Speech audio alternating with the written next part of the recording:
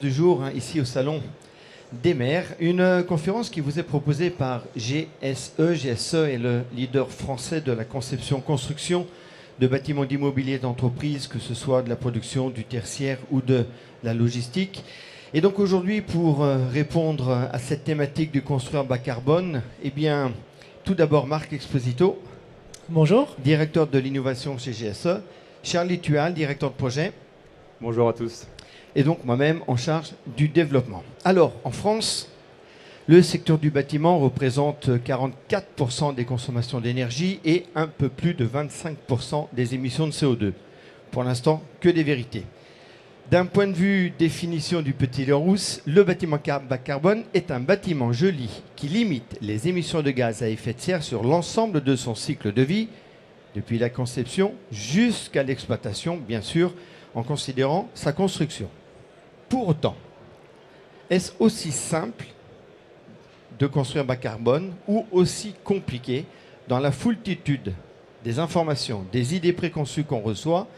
Eh bien, c'est cette thématique-là qu'on va essayer d'aborder ce matin et de rendre la plus simple possible. Pour ce faire, on est parti d'un exemple. Cet exemple, c'est un projet, un bâtiment qui est en cours de construction, qui sera livré en début d'année prochaine, qui est le siège de Sarthe Habitat au Mans, bâtiment bas carbone s'il en est. Charlie, je te laisse avec Marc lancer la vidéo et expliquer ce projet en 1 minute 30 et ensuite on rentrera directement dans le vif du sujet. Voilà, comme toute bonne conférence, la technique ne veut pas nous aider.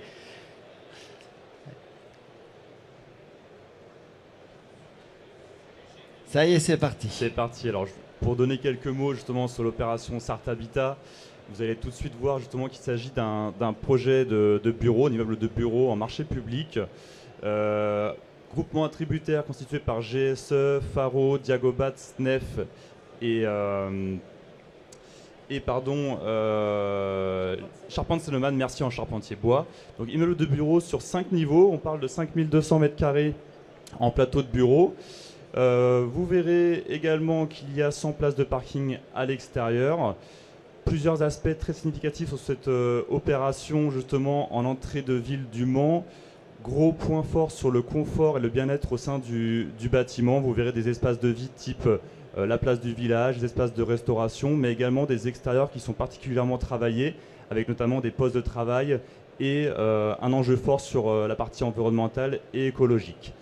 Donc des images du chantier en cours actuellement, qui est donc en pleine phase de finition intérieure à l'heure où je vous parle. Et je vais laisser ma parole à mes collègues. Voilà, merci Charlie. Donc, tout d'abord, bilan carbone à l'échelle d'un bâtiment. Avant de parler de bâtiment bas carbone, Marc, il est important de resituer où se trouve le carbone dans un bâtiment et comment on le mesure. Est-ce que tu peux rapidement nous faire un état des lieux ? Alors effectivement, et je m'appuie sur un camembert. Ça, c'est l'exemple des bâtiments tertiaires que GSE a livré, 40 000 m² de bâtiments tertiaires livrés l'année dernière, sur lesquels on a fait la répartition du poids carbone. Et la première chose qu'on voit, on est sur des bâtiments tertiaires français, on est sur la réglementation, la méthode de calcul de la RE 2020 qui est la réglementation actuelle. Ce qu'on voit, c'est que 60% du carbone, il est dans les matériaux de construction. On parle du cycle de vie de A à Z, du berceau à la tombe, et sur 50 ans. Et donc on voit que 60% dans les matériaux et 70% et 30% dans les consommations énergétiques. Et dans ces matériaux de construction, on peut aussi différencier plusieurs parties. D'abord les équipements techniques qui représentent un très grand poids, mais qui sont encore assez peu détaillés. Et probablement qu'on va réduire ce poids en détaillant mieux le poids carbone de ces éléments. Ce qu'on parle toujours, la structure du bâtiment, vous voyez que c'est que 16% finalement, et le clos couvert 12%. Donc c'est sûr qu'on va s'attaquer à ce sujet, mais pas que à ce sujet. Construire en bois ne suffira pas, très clairement, pour décarboner un bâtiment. Et puis on a aussi des définitions des extérieurs. Donc on va déterminer tout ça et détailler comment on fait pour réduire sur chacun de ces points le carbone. Le focus sur le projet Start Habitat en parallèle, vous verrez que le camembert est globalement le même que présenté Marc à l'instant, à deux aspects près, que sont la consommation énergétique d'un côté qui a été fortement travaillée, donc on voit que la part du camembert est plus réduite. A l'inverse, les finitions intérieures pèsent plus lourd sur cette opération parce qu'il y a eu aussi un focus important sur les finitions avec une qualité de finition plus. Donc ces deux aspects mis à part, le camembert reste le même. Deux précisions pour ce projet qui se veut exemplaire sur le côté environnemental. On parle d'un projet en cours de certification HQE de niveau exceptionnel, qui est quelque chose justement d'assez pointu. De la même manière, nous sommes en E3C2 pour le label E+C-. Merci Charlie. Alors, carbone et matériaux, quand on pense construction d'un bâtiment, on pense un petit peu bois, mais surtout béton-métal. Est-ce compatible avec la construction bas carbone? Question qui revient systématiquement. Alors, c'est vrai que le béton et le métal, ce sont probablement les deux matériaux les plus carbonés dans le bâtiment. Et la bonne ou la mauvaise nouvelle, ça dépend où on se place, c'est qu'on s'en passera pas. Donc oui, c'est compatible à condition d'être capable de décarboner le béton, de décarboner le métal et partiellement remplacer ces matériaux. La bonne nouvelle, c'est que c'est déjà en cours. Le béton, aujourd'hui, il existe des bétons bas carbone qu'on peut utiliser désormais sur la plupart des bâtiments. Et on parle d'une réduction de 30% à l'heure actuelle de béton qui sont, on va dire, accessibles, constructibles, qui ont tous leurs agréments et dont le surcoût est globalement assez limité. Donc 30% d'amélioration de carbone sur le béton, c'est bien. C'est sûrement pas nécessaire pour construire demain. Donc il y a beaucoup de recherches et beaucoup d'investissements qui sont faits en ce moment sur les bétons bas carbone. En fait, il s'agit réellement de changer surtout le ciment dans les bétons. Le métal, lui, il est décarboné plus récemment, on va dire, et les investissements sont sur le plus long terme. Mais il n'empêche qu'il existe du métal, notamment dans la construction et dans les charpentes métal bas carbone. Celui-ci, il est déjà décarboné ou décarbonable à 70%. Il n'empêche qu'on parle quand même de certains métaux qui sont fabriqués dans les fours électriques avec de l'énergie verte. Pour vraiment décarboner tout le métal, il va falloir attendre que les grands hauts fourneaux passent eux aussi à des nouvelles technologies.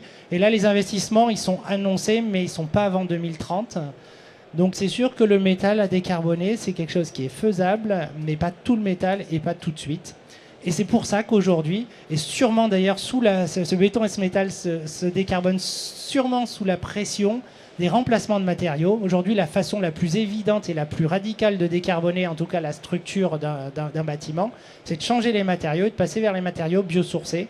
Évidemment le bois, qui en plus avec notre réglementation française est non seulement moins carboné, mais il est même négatif en carbone, puisqu'on compte en général le carbone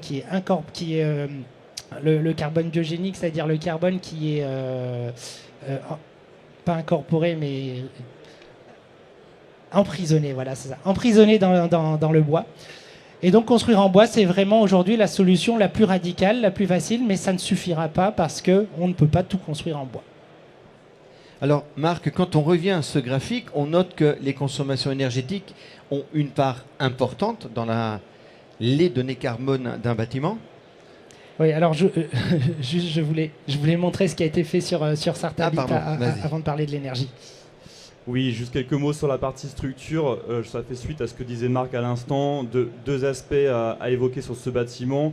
Un premier côté fondation gros œuvre, où l'on parle également de béton bas carbone au niveau des fondations du projet ainsi que les prémurs du niveau inférieur. Et de l'autre côté, la partie charpente, où vous voyez d'ailleurs à l'écran, d'un côté de la charpente bois pour la partie R+4 du projet, mais également des FOB, des façades à ossature bois qui constituent toute la vêture du projet sur sa périphérie, ainsi que du bardage bois pour aller également dans le sens du bas carbone, comme l'évoquait Marc à l'instant. Voilà, donc maintenant, si on revient à la partie énergie, et donc le graphe que tu montrais en début de séance, sur laquelle on voyait que la consommation énergétique, c'est pas loin de 20% du carbone sur une opération. Finalement, est-ce que c'est si important que ça? Finalement, qu'est-ce qu'on peut en dire de manière un peu plus détaillée, puisque c'est pas toujours ce qu'on a en tête? Oui, effectivement, je reviens peut-être sur ce graphique. Aujourd'hui, quand on entend parler de bâtiments bas carbone, normalement on entend parler de sobriété énergétique et d'énergie renouvelable. Mais vous voyez qu'aujourd'hui, on est sur des bâtiments neufs, en tout cas, avec une part du carbone qu'on appelle opérationnel assez faible. Donc c'est plus le grand sujet, en tout cas sur le bâtiment neuf. C'est en réalité le grand sujet des bâtiments anciens et des bâtiments d'habitation. Et ça représente 80% du bâtiment, l'habitation ancienne. Donc c'est pour ça qu'on entend parler tout le temps de ça. Mais quand on parle de bâtiments industriels et tertiaires neufs, en réalité, c'est moins impactant parce qu'on a déjà fait d'énormes progrès sur les consommations énergétiques de ces bâtiments, poussés d'ailleurs par les réglementations. La RE 2020 nous demande de faire des bâtiments extrêmement performants. Néanmoins, c'est quand même un sujet qu'on regarde et qu'on regarde aussi désormais à travers plus des sujets de décret tertiaire, c'est-à-dire de réalité de la consommation. Et là, je vais laisser aussi Charlie nous parler de ce qui a été fait sur ce bâtiment. Oui, de la même manière, donc quelques exemples sur la consommation énergétique. Ce projet a également un niveau de consommation qui est borné, celui qui est indiqué en bas de la slide, inférieur à 40 kWh. Et pour arriver à cet engagement, nous avons plusieurs éléments de mis en œuvre sur le bâtiment que sont indiqués ici. On parle d'un côté de chauffage électrique et de rafraîchissement adiabatique en utilisant l'eau comme réfrigérant et surtout en retirant les fluides frigorigènes sur l'opération. On parle bien évidemment de toiture photovoltaïque sur les différentes couvertures du projet en R+3 et en R+4. En parallèle de l'éclairage LED avec un système de gradation pour être plus performant de la même manière. Une GTB qui nous sert à piloter l'intégralité des équipements de l'opération pour optimiser justement son fonctionnement. Mais on peut également ajouter ici, en bas à gauche, l'étanchéité à l'air qui est d'un niveau performant. On parle d'un Q4 inférieur à 0,6 qui nous amène à avoir une très forte vigilance sur l'opération, notamment au niveau du clos couvert du projet. Voilà, donc vous nous expliquez qu'on sait construire aujourd'hui avec des matériaux décarbonés, voire fortement décarbonés. Vous nous expliquez qu'on sait où mettre notre énergie et les bons investissements pour garantir une bonne efficience énergétique. Est-ce que construire bas carbone, c'est juste ça ? Alors c'est surtout ça, mais c'est pas juste ça. Et il y a beaucoup de choses qui se passent. Finalement, on l'a vu parce qu'une fois qu'on a décarboné la structure, le clos couvert et la consommation énergétique, on va effectivement rester une partie qui sont les finitions. Et si je reviens sur ces finitions, vous voyez que ça représente là quand même 17% sur ce bâtiment. Aussi parce qu'on a fait des efforts ailleurs. Et donc il y a encore des choses à faire sur les finitions de bâtiments. Et c'est même là que se passent beaucoup de choses au niveau de l'innovation. Il y a deux types de choses qui se passent dans les finitions. La première des choses, c'est énormément de matériaux qui sont recyclés, qui sont réemployés, qui sont également biosourcés, géosourcés. La bonne nouvelle, c'est que c'est un peu moins contraint, les finitions. Quand on invente une nouvelle moquette, un nouveau plafond, on est moins contraint que lorsqu'on invente un nouveau matériau de structure. Et donc, ça va un peu plus vite. Et donc, il se passe beaucoup de choses dans nos territoires. Également, les isolants biosourcés qui sont beaucoup plus faciles à mettre dans un isolant phonique de mur que dans un isolant thermique de toiture. Et donc, c'est sur ces domaines qu'il y a là aussi beaucoup de choses à faire. Et également, je parle de recycler, de réemploi. C'est vraiment l'économie circulaire va commencer par là. Et l'économie circulaire, on en est au tout démarrage. Mais c'est vraiment un incroyable levier qui va arriver pour être à la fois dans les territoires, avec les territoires, et une décarbonation qui est exceptionnelle, puisque un produit réemployé est à zéro carbone, en tout cas au moins sur le papier. Donc voilà, c'est aujourd'hui des bâtiments sur les finitions, on est capable de commencer à faire le back market, entre guillemets, du bâtiment. Alors je te laisse parler des finitions. Je vais faire le rapprochement du coup avec les finitions du projet Start Habitat. Alors malheureusement nous n'avons pas de produits recyclés, mais nous avons des choses malgré tout très positives pour les finitions et autres. Dans ce que l'on peut citer, nous avons donc des protections solaires adaptées sur l'ensemble du projet pour une notion de confort. Nous avons de l'isolant biosourcé. Cet isolant correspond à de la laine de bois, qui est intégré dans les différents FOB du projet. Donc là, on parle des façades sur la périphérie du projet. Sur tous les espaces de travail, et en particulier les bureaux, nous avons des panneaux acoustiques à différents endroits pour améliorer toujours dans la même manière le confort et cette notion vitale pour le bien-être de l'utilisateur. En termes de finition pure, nous avons de la peinture biosourcée qui va être une peinture de chez Unicalo qui va être utilisée sur l'ensemble du projet pour les finitions intérieures de l'opération. De la même manière ou presque, nous récupérons les eaux pluviales de l'opération et du site pour alimenter les sanitaires justement du projet. Ça a été vu en accord avec la maîtrise d'ouvrage, il y avait différentes options, mais les eaux pluviales du projet vont être récupérées pour les WC. Et c'est une constante sur l'opération de finition également. Tous les produits sont catégorisés A+, en termes de classement sanitaire pour limiter justement les émissions dans l'air. Et on parle aussi bien des revêtements de sol, des peintures, des plafonds. C'est un critère impératif et imposé par les enjeux environnementaux de l'opération. Je finis en terminant justement, on l'a marqué en bas à droite, nous sommes labellisés Osmose également sur cette opération qui correspond au bien-être justement du collaborateur et la vie du bâtiment de manière plus globale. Merci à vous deux de nous avoir expliqué ce construire bas carbone en moins de 20 minutes. C'était le challenge qu'on vous avait donné. Est-ce qu'il y a des questions ? On s'était laissé un temps pour les questions-réponses. Bien évidemment, on reste parmi vous si vous souhaitez nous questionner. Moi, je fais le monsieur loyal, je passe le micro et mes collègues répondent. Bonjour. Pour les phases de déconstruction, est-ce que vous avez pris en compte ces phases-là pour vos bilans bas carbone ? Marc. Alors, oui, bien sûr. Quand on parle d'une analyse de cycle de vie telle qu'on les a faites, c'est effectivement de la production du matériau jusqu'à la déconstruction et 50 ans plus tard.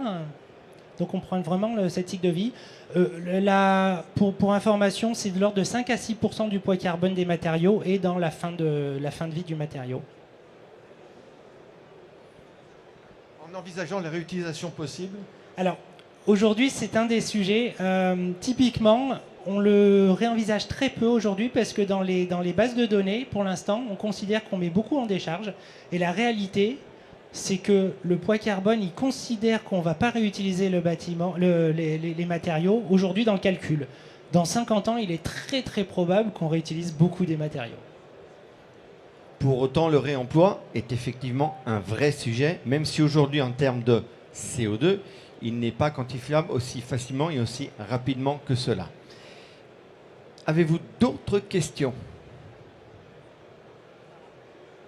Ah, pardon, je ne vous avais point vu.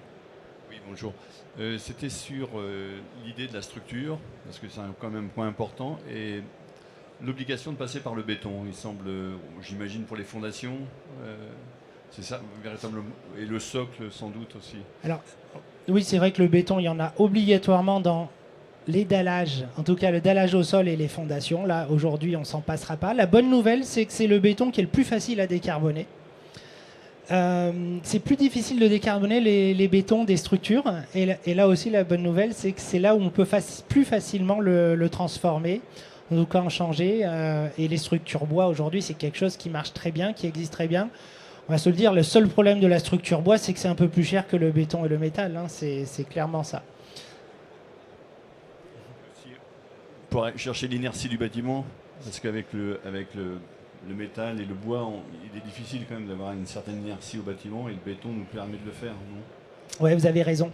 Et d'ailleurs, nous, notre structure bois, d'ailleurs ce bâtiment, on met des structures bois, on laisse des planchers béton, parce que les planchers béton, ils ont un avantage sur l'inertie, ils ont aussi un grand avantage sur l'acoustique. Hein. Des bâtiments tout en bois, l'acoustique peut poser des problèmes. Tout particulièrement dans l'isolement entre les niveaux ou entre les zones particulières. Pour revenir sur les bétons, JSE, comme un certain nombre de nos collègues, nous avons d'ores et déjà pris un certain nombre de dispositions. Il y a tout un tas d'ouvrages, en particulier tout ce qui est soubassement dallage, que nous faisons aujourd'hui systématiquement en béton bas carbone. Plus aucun chantier n'est traité autrement, et je sais qu'on n'est pas les seuls à le faire, et c'est ce type de mouvement qu'il faut qu'on généralise et que les collectivités généralisent aussi sur les appels d'offres, parce que c'est ce type de mouvement qui permettront de faire baisser les coûts, puisque à la fin, tout le monde regarde toujours en bas à droite le chiffre magic figure. D'autres questions? En fait, c'est qui GSE? Ah, c'est qui GSE? GSE, c'est une société française, comme je le disais tout à l'heure, qui ne fait qu'un métier, qui est la conception-réalisation de bâtiments dits d'immobilier d'entreprise. Nous sommes un acteur national avec des territorialités dans toutes les régions de France et présents dans toute l'Europe également, et d'ailleurs jusqu'en Chine. Notre métier, c'est donc cela, concevoir, réaliser des bâtiments de production, des bâtiments tertiaires, des bâtiments d'accompagnement à une activité industrielle, c'est-à-dire de la formation, du logement pour les formations, de la restauration pour les salariés, des bâtiments de recherche et développement et des bâtiments logistiques. Voilà. Ah, pardon. Bonjour. En termes de coûts, alors j'entends coûts financiers, qu'est-ce que ça donne pour une construction bas carbone comme celle-ci par rapport à une construction classique? Ouais, c'est toujours en la résumé, grande est-ce que question. c'est plus cher? Est-ce que c'est plus cher? Moi, la réponse commerciale, c'est non, mais la réponse réelle, c'est oui, évidemment. Et ça dépend. Quand on baissait de 2-3% le carbone, ça peut rester à coût équivalent. Mais quand on prend un niveau E3C2 qui va plutôt avoir 15 à 20% d'économie carbone, c'est-à-dire quasiment les objectifs qu'on se fixe pour dans 10 ans, c'est un peu plus cher. Alors le un peu plus cher, on parle de certainement quelques pourcents. On n'est sûrement pas au-delà de 10%, mais c'est quelque chose d'extrêmement significatif dans un bilan d'opération. Charlie, peut-être que tu as une idée plus précise sur celui-ci de bâtiment? Non, je ne l'ai pas de manière très précise. Je pense qu'effectivement, on est inférieur à 10%. Après, il y a des choix qui peuvent être faits également sur quoi agir particulièrement. La charpente est effectivement un des facteurs qui peut être plus onéreux. Toutefois, le béton bas carbone, par exemple, l'est de moins en moins, voire ne l'est pas justement sur certaines opérations. Donc il y a aussi des points qui peuvent être spécifiés ou sélectionnés en amont pour viser les bons aspects. Là encore, aujourd'hui, c'est plus cher. Mais quand demain, tous les acteurs de l'acte de construire seront partis parce que, par compétitivité et par compétition, nous aurons été obligés d'aller vers ça, on construira demain au même prix. On n'en est pas là aujourd'hui. Oui, puis c'est plus cher par rapport à une référence. Le jour où la référence est bas carbone parce que la réglementation l'impose, on ne se pose plus vraiment la question, en fait. Une dernière question? Oui.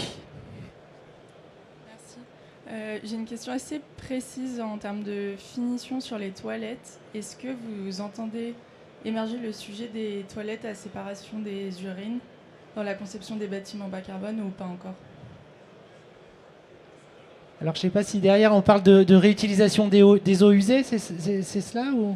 Oui, en gros, séparation des urines, des toilettes qui séparent les urines et les fesses pour ensuite en faire, par exemple, des engrais et ça dépollue les milieux aquatiques également. Alors, très clairement, on n'y est pas encore. On n'y est pas encore. Ça ne veut pas dire qu'on ne peut pas y aller parce que ce n'est pas des choses qui sont à une échelle énorme au niveau d'un bâtiment. Mais ce n'est pas des choses qu'on voit... ni dans les cahiers des charges, ni même, on va dire, dans ce qui est poussé par les entreprises. Aujourd'hui, ce qui est poussé, plutôt la réutilisation des eaux grises. Donc, on va plutôt parler de l'eau des douches qui doit être réutilisée, mais plus sur des questions d'eau que sur des questions de déchets par rapport aux toilettes. Alors, j'aurais également une question tournée sur l'innovation, mais plus sur la partie structure. J'aurais aimé savoir si vous aviez entendu parler des TerraBlocs, qui sont des terres stabilisées au ciment, qui sont utilisées pour notamment créer des planchers ourdis. Ça a été testé, je ne sais pas à quel niveau c'est utilisé en pratique. Également, j'aurais voulu savoir si vous avez aussi entendu parler des ferraillages pour béton armé, hein, mais en résine. Voilà, je ne sais pas si c'est des choses qui sont d'actualité ou pas. Alors, c'est mon domaine, et ni l'un ni l'autre.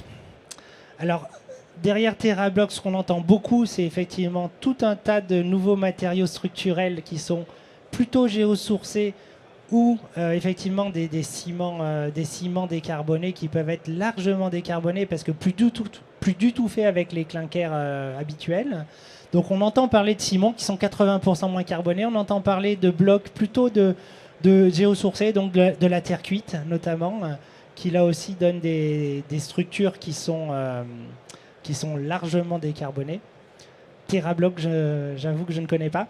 Et sur les résines, alors moi, pas trop des résines, mais les fibres de carbone, mais effectivement, remplacer les aciers par des matériaux qui sont plutôt moins carbonés et surtout plus résistants. Nous, aujourd'hui, on a typiquement des dalles. On travaille, notre maison mère d'ailleurs, travaille sur l'incorporation de treillis de carbone qui non seulement est moins carboné que le métal, mais en plus permet de réduire l'épaisseur des bétons parce que beaucoup plus résistante. Donc tout ça, ça fait effectivement des planchers béton largement décarbonés. Et certainement que les résines doivent être en mesure de faire la même chose. D'autres questions? Non. Merci. Merci Charlie, merci Marc. Je voudrais juste terminer cette conférence, et on est pile poil dans le timing, en disant que le meilleur des carbones, c'est quand même celui que l'on ne consomme pas. Et on ne peut pas terminer une conférence sur le bas carbone sans mettre en exergue le fait que la vraie solution demain, c'est quand même de travailler sur les déconstructions, sur les rénovations et surtout sur l'utilisation de nos friches. 120 000 hectares de friches en France. 120 000 hectares de friches en France. Alors on parle de la nette artificialisation des terrains qui va arriver, qui va pousser la réutilisation de friches. Voilà. Le bas carbone, demain, ça va aussi commencer par la réutilisation des friches qu'on a sur notre territoire. Ce n'est pas l'objet de la conférence. GSE a lancé une série de podcasts que vous pourrez suivre en scannant ce code barre. Sur ces podcasts, un est dédié justement à la réutilisation de friches, à tout ce que cela veut dire. Et là aussi, à tout un tas d'idées préconçues qui sont complètement de l'ancien temps, en particulier sur les thématiques de dépollution qui ne sont plus du tout à des coûts aussi exorbitants qu'on pouvait le penser. Voilà. Il me reste à vous saluer, à vous remercier de votre présence. Et si vous voulez échanger avec nous, récupérer des cartes de visite, je fais mon travail de commercial. Nous restons là pour vous. Belle journée à vous tous et bon salon. Merci.